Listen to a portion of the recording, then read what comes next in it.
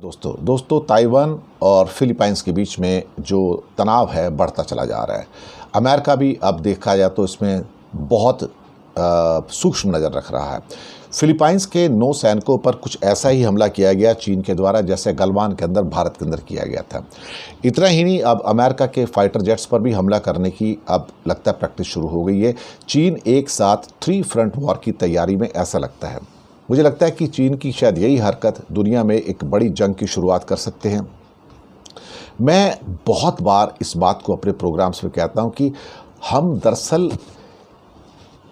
एक बहुत बड़े युद्ध के या एक बहुत बड़े विनाश के मुहाने पर बैठे हैं। ये विनाश कब हमारे सामने निकल कर आ जाए पता नहीं। दरअसल चीन अपनी नापाक हरकतों से कई देशों को साउथ चाइना सी के अंदर एक साथ परेशान कर रहा है। इसमें ताइवान भी है और अब फिलीपाइंस भी आ गया है। लगता है कि उनके जो युद्धपोत हैं या फाइटर जेट्स हैं वो जिस ढंग से ताइवान के अंदर सब घुसपैठ कर रहे हैं, अब फिलीपाइंस के 9 सैनिकों पर हमले का नया वीडियो आया तो मुझे लगता है कि ये एक खतरनाक संकेत है। इससे पहले ताइवान की खाड़ी में 36 एयरक्राफ्ट और 7 युद्धपोत भेजे गए थे। ये 21 जून की अभी की बात है, यानी कि एक दिन पहले की बात है। अब सवाल ही पैदा होता है कि ये करना क्या चाहते हैं, इनके इरादे क्या हैं यहाँ पर। ये ऐसा क्यों है कि ये ताइवान के ऊपर एक किस्म से पूरा का पूरा और फिलीपाइंस को भी बीच में लाना चाहते हैं। दरअसल अमेरिका ने ताइवान को जब 2 दिन से 1000 से ज़्यादा सुसाइड ड्रोन्स देने की बात कही है और अमेरिकी गवर्नमेंट ने ताइवान को जो कामिकाजी ड्रोन्स होते हैं वो देने को कहा है, तो इसमें स्विच ब्लेड 300 और ऑल्टियर 600M टाइप ड्रोन्स भी होंगे। तब से चाइना को और गुस्सा आ रहा है। यूक्रेन के सैनिक इन्हीं ड्रोन्स के द्वारा रूसी हमलों को नाकाम करते हैं। उनके टैंकों को, मिसाइल, बैटरी, बख्तरबंद वाहनों को उड़ा रहे हैं।